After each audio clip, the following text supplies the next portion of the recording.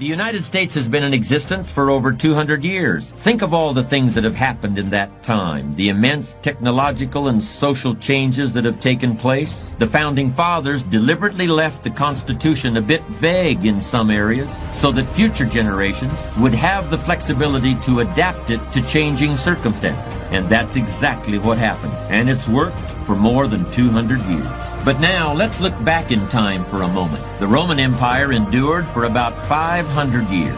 More than twice the time the United States has existed. The framers of the Constitution closely studied the decline and fall of Rome in order to create an American government that would avoid a similar fate. So far, their efforts certainly seem successful, but it will be another few hundred years before we're really able to say we've lasted longer than Rome did. And despite all the remarkable flexibility our form of government has displayed over the past 2 centuries, it's almost inconceivable that we'll ever last as long as the ancient Egyptian empire that spanned more than 2,000 years. Think of it. That's 10 times as long as America has existed. Famines, floods, invasions, and plagues came and went. But through it all, there was an unbroken succession of Egyptian pharaohs. Nothing lasts that long, certainly not a government, without a great deal of flexibility. Yet amazingly enough, when it comes to flexibility and being able to adapt to the changing circumstances of history, Egypt isn't even the all-time champion.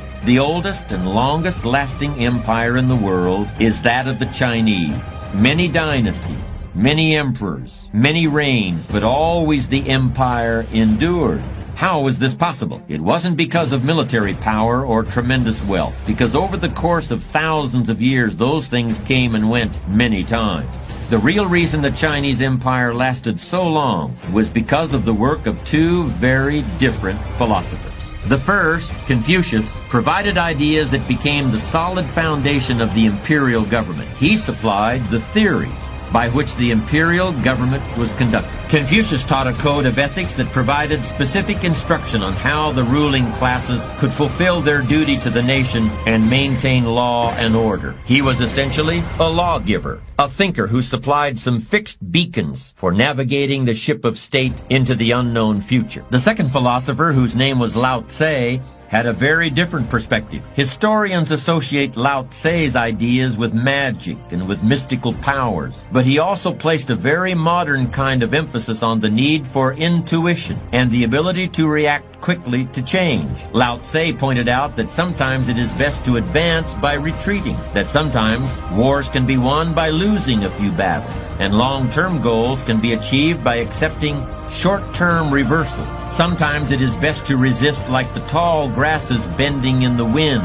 or like a river finding a new route around an obstacle. A powerful ocean wave smashing onto a beach may wash away a sand dune, but the individual grain of sand simply goes with the flow and is unharmed. By incorporating both these perspectives, the ancient Chinese emperor developed a structure similar to that of modern buildings in Los Angeles and Tokyo that are built to withstand earthquakes. Their foundations are strongly reinforced, but there's also room for sway and give. Flexibility is simple in theory, but tremendously challenging in practice. It means we have to learn to distinguish between what we can control and what is beyond our control. Practicing flexibility requires great self-knowledge and iron self-control, like a master of the Oriental martial arts. To be flexible does not mean to be weak, to flounder about aimlessly and confused because we think there's nothing to be done. No, it requires self-discipline. Flexibility requires a cool head,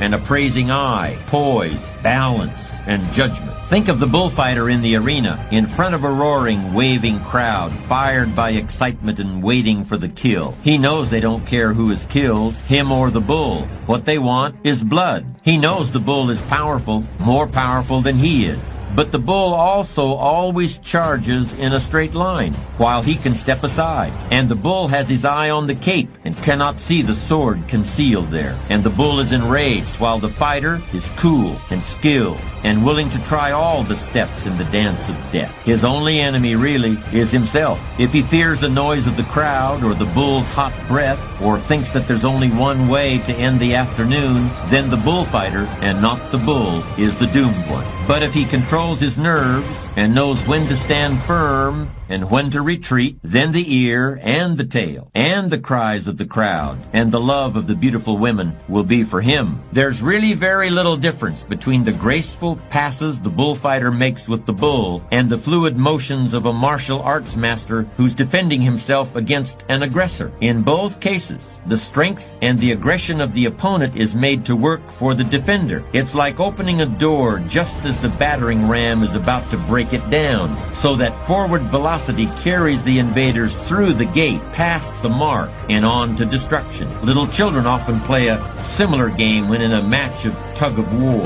One side suddenly lets go of the rope and the opposing side falls down. Up to now, we've mostly talked about what might be called tactical flexibility, where a specific situation requires a knowledge of the various alternatives, and a specific set of circumstances requires nimbleness and dexterity. More difficult and more important is the inner flexibility and long-range adaptability that are called for from the person who wants not just to survive, but succeed. A very wise man once said, "You can't step in the same river twice." Every moment, all things are changing, and the next minute is never like the last one. Whenever you achieve a hard-won success, it's always because you've been able to create a flexible response to the conflicting needs and ambitions and feelings of other people. You've been able to sidestep the accidents of fate and the quirks of nature and the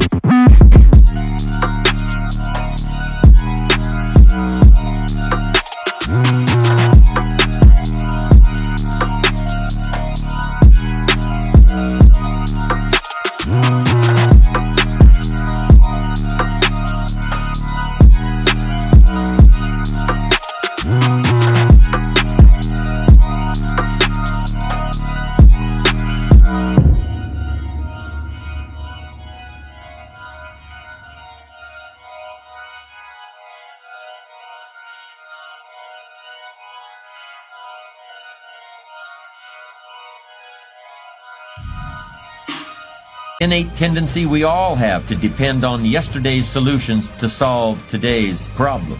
I spoke earlier of how the Founding Fathers relied on the example of Rome as they constructed the framework of American democracy. It's interesting to observe that at one of the times of greatest luxury and power and perhaps complacency ever in the history of the world, the heyday of the Roman Empire, a philosophy arose that attempted to teach these men who ruled the known world how to govern themselves. These philosophers, who called themselves Stoics, taught that in order simply to survive in life, let alone be a leader, you must learn to take responsibility for the way things affect you. At the same time, you must learn to bend with the wind of forces too great for your control. This kind of self-measurement and self-control should be part of every grown-up's character. After all, an adult is the leader of his own family, of his children, who grow up in part learning from his example. To be firm but fair, to be clear and consistent but flexible, is to possess maturity. Kids are delightful, but sometimes they are the most inflexible people on earth. Since circumstances almost never turn out exactly the way they want them to, they are on a constant roller coaster ride in terms of their responses, up one minute, down the next. One young lady, a little girl of 5 actually, will only eat her cornflakes in a certain way. If you don't pour exactly 1/2 cup of whole milk straight from the refrigerator into the bottom of the cereal bowl, and then add the cornflakes so that they float on top of the milk,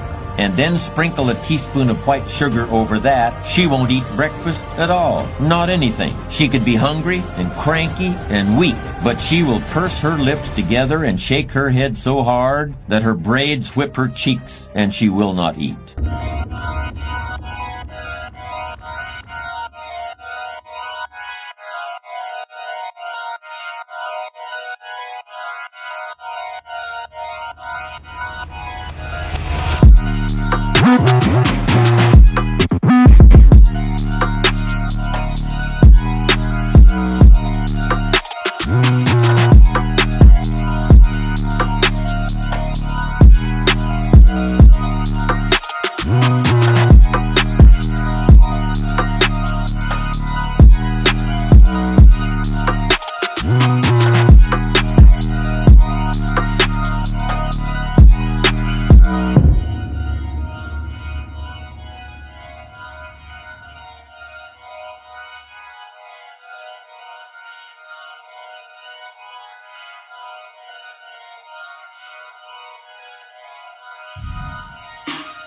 In other ways, however, because they haven't formed opinions about a lot of things and lack the experience which can trick people into anticipating an outcome, kids can be far more adaptable than grown-ups. They can accept poverty or harsh living conditions or sudden reverses in fortune. Because for children, all things look equally inevitable and have always been there. Children have softer bones and dispositions than older people, so they're more apt to receive new impressions instead of repelling or opposing them. This is, like all our traits and gifts, both a blessing and a curse.